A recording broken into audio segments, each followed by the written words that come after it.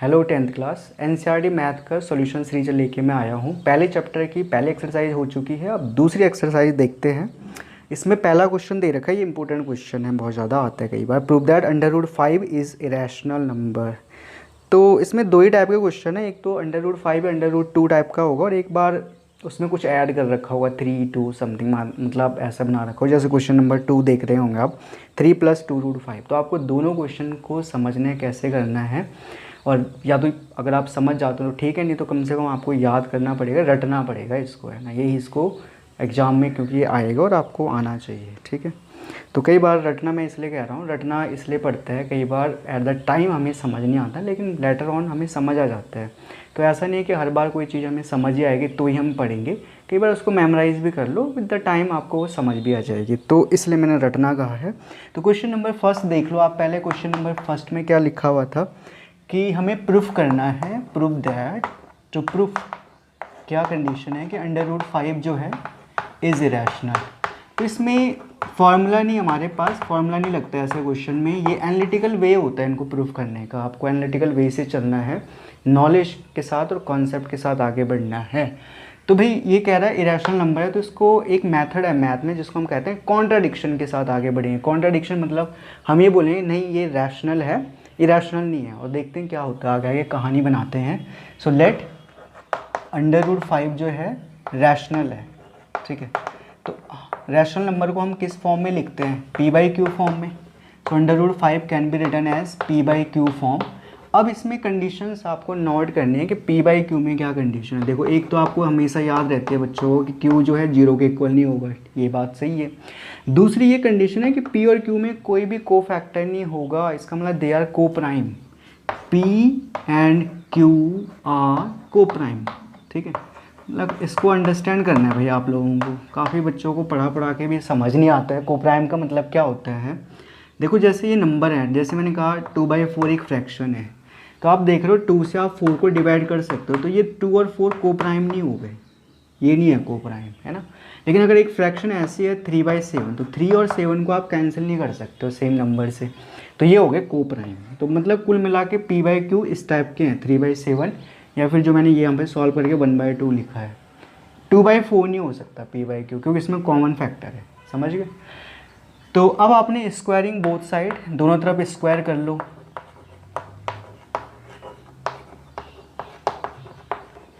तो जैसे आपने स्क्वायर करा, देखो यहाँ पे अंडर रूट 5 का स्क्वायर 5, यहाँ पे p² इस q² को लेफ्ट में लेके आओ।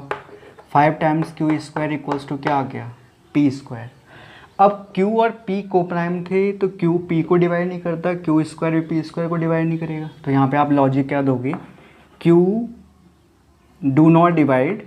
तो यहाँ पे देखो इसका सिंबल ऐसा है, डिवाइड का सिंबल ये है और डू नॉट डिवाइड का मतलब है ऐसे क्रॉस कर दो p।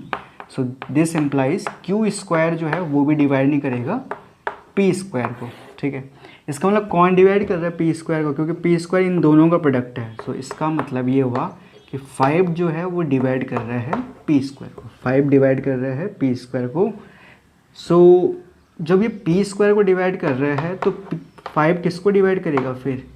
भाई अगर 5 किसी नंबर के स्क्वायर को डिवाइड कर रहा है तो वो उस नंबर को भी डिवाइड करेगा, मीन्स 5 जो है वो p को भी डिवाइड करेगा। तो ये है कॉन्सेप्ट इसमें भाई, ये समझना बहुत ज़रूरी है। कॉन्सेप्ट थोड़ा सा भी इधर उधर हुआ क्वेश्चन सॉल्व ही नहीं होगा, ठीक है। तो कॉन्सेप्ट आपको ध्यान से देना है। यहाँ से मैं एक बार दोबारा बताता हूँ प्रोसेस, क्या बोला मैंने। यहाँ पे फोकस करो आप, क्या लिखा हुआ था। ये है कंडीशन कि p² जो है वो 5 × q² है। p² 5 और q² का मल्टीप्लिकेशन है, समझ गए। अब हमने कहा, पहले हमने कहा था p और q को प्राइम है, मतलब p और q में कुछ कॉमन नहीं है, तो q जो है वो p को डिवाइड नहीं करेगा। तो यहाँ पे सिंबल मैंने कहा ये है, एक ऐसा डंडा लगाना है, इसको क्रॉस कर देना है। तो q p को डिवाइड नहीं कर रहा है, जब q p को डिवाइड नहीं कर रहा तो q² p² को डिवाइड नहीं करेगा। ये बात क्लियर हो गई। बट p² 5 और q² का प्रोडक्ट था, इसका मतलब 5 डिवाइड कर रहा है p² को, ठीक है। अब 5 अगर p² को डिवाइड कर रहा है तो 5 जो है वो p को भी डिवाइड करेगा। तो ये कहानी इसमें आपको समझनी है, हो गई बात। अब 5 जब p को डिवाइड कर रहा है तो p जो है ना वो 5 का कोई मल्टीपल होगा। हमने कहा 5 × c है भाई। अगर p आप ये मान के चलो ये 25 है, तो 5 25 को डिवाइड करता है 25 को, मतलब तो 25 को आप क्या लिखोगे 5 × 5 है ना। तो वही मैंने यहाँ पे लिखा, P को लिखा है 5 × C। तो C एक कांस्टेंट है, हमें नहीं पता कोई नंबर है यहाँ पर। तो ये वैल्यू यहाँ पर रिटर्न करो इस वाली में, मेन यही है इक्वेशन यहाँ पर। सो 5 टाइम्स Q² इक्वल्स टू था P² की जगह पे आएगा 5C²। अगर दोनों तरफ आपने स्क्वायर करा तो ये आ गया 25C²। 5 से ये 25 कैंसिल, 5 टाइम्स Q² की वैल्यू क्या आ गई 5C²। अब यहाँ पे फिर आपको लॉजिक देना पड़ेगा, क्योंकि अब लॉजिक क्या आएगा, Q² जो है वो मल्टीप्लिकेशन है 5 और C² का। अब या तो 5 Q² को डिवाइड कर रहा होगा या फिर C² डिवाइड कर रहा होगा। तो आप ये मान के चलो कि आप ये सोचो चलो भाई 5 जो है वो डिवाइड कर रहा है Q² को, तब क्या होगा 5 डिवाइड करेगा Q को, ये तो इसको इम्प्लाइज करेगा। अब 5 अगर Q को डिवाइड कर रहा है और 5 P को भी डिवाइड कर रहा है, तो P और Q में क्या आ गया, कॉमन फैक्टर 5 आ गया, जो कि पॉसिबल नहीं है, क्योंकि P और Q क्या थे, को prime, which is not possible. यहाँ पे आप क्या लिखोगे, ये पॉसिबल नहीं है। समझ आई बात, क्यों पॉसिबल नहीं है। देखो इसको ध्यान से देखना है। मैंने कहा अगर 5 Q² को डिवाइड कर रहा है तो 5 जो है Q को भी डिवाइड करेगा, और यहाँ पे हमने कहा 5 P को डिवाइड कर रहा है, तो P और Q दोनों को एक कॉमन फैक्टर मिल गया 5। ये पॉसिबल नहीं है बेटा, क्योंकि 5 P और Q आपके क्या थे, को प्राइम नंबर थे, है ना। अच्छा, तो इसका मतलब 5 तो है नहीं, तो इसका ये C² डिवाइड कर रहा होगा। इट मीन्स लॉजिक आप दोगे कि भाई C² जो है वो डिवाइड कर रहा होगा Q² को। सो फर्दर आप लिखोगे इसमें कि C डिवाइड कर रहा होगा Q को, है ना। C ने तो Q को डिवाइड करना ही है, लेकिन P क्या था, 5 टाइम्स C के इक्वल था, देख रहे हैं आप लोग यहाँ पर।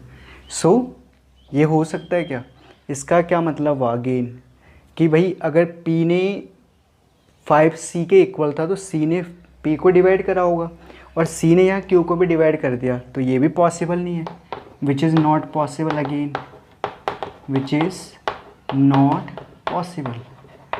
तो ये चीज़ें तो कुछ भी पॉसिबल नहीं है, मतलब जहाँ हम पहुँच गए लास्ट में यहाँ कुछ पॉसिबल नहीं है।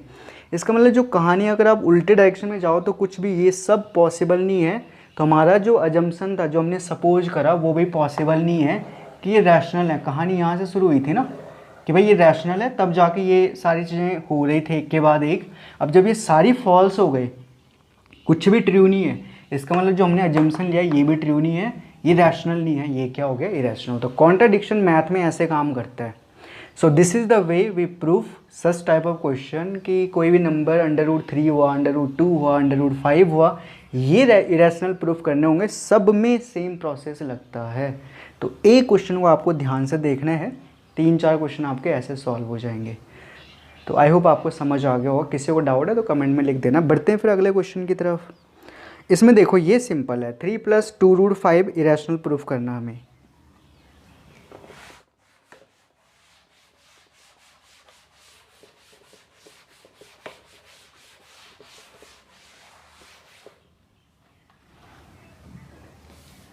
क्वेश्चन नंबर 2, इसमें प्रूफ करना है, टू प्रूफ क्या कि 3 + 2√5 इरेशनल है, ये नंबर इरेशनल है ना। तो इसमें भी कॉन्ट्राडिक्शन लेके चलना है। मैंने क्या बोला, इरेशनल प्रूफ करना है तो हम इसको रैशनल मान के चलते हैं। तो अगर ये रैशनल है, लेट करेंगे कि भाई 3 + 2√5 ये रैशनल नंबर है। तो जो रैशनल होते हैं उनको हम लिखते हैं P + Q बाय फॉर्म में। हो गया इतना। अब आपने क्या करना है, इस 3 को राइट में शिफ्ट कर लो, P/Q - 3 सॉल्व करेंगे राइट हैंड साइड वाले को, P - 3Q / Q। आ रही बात समझ में। तो ये सिंप्लीफिकेशन भी करना है। क्लासरूम में कई बार हंसी भी आते हैं, लेकिन ये थोड़ा सा समझना भी है, बहुत सीरियस बात भी है। काफ़ी बच्चे, अधिकतर बच्चे, इवन जो कोरोना काल में बच्चे पास हुए हैं 8th 9th 10th, जिन्होंने 6th 7th 8th वाले जो बच्चे हैं जो भी 10th में है, उनके साथ ये दिक्कत है, उनको सिंप्लीफिकेशन में प्रॉब्लम आती है। तो थोड़ा सा सीरियस लेना है। हंसी वाली बात है, बट फिर भी थोड़ा सा आप पढ़ाई नहीं कर रहे इसीलिए ऐसा होता है। पढ़ते रहिए थोड़ा सा। भाई मैथ में क्या चाहिए, प्रैक्टिस ही तो चाहिए। प्रैक्टिस करते रहो, आ जाएगी मैथ, इतनी टफ थोड़ी है। अब आप लोग को 2 से डिवाइड करना है दोनों तरफ, p minus 3q upon 2q।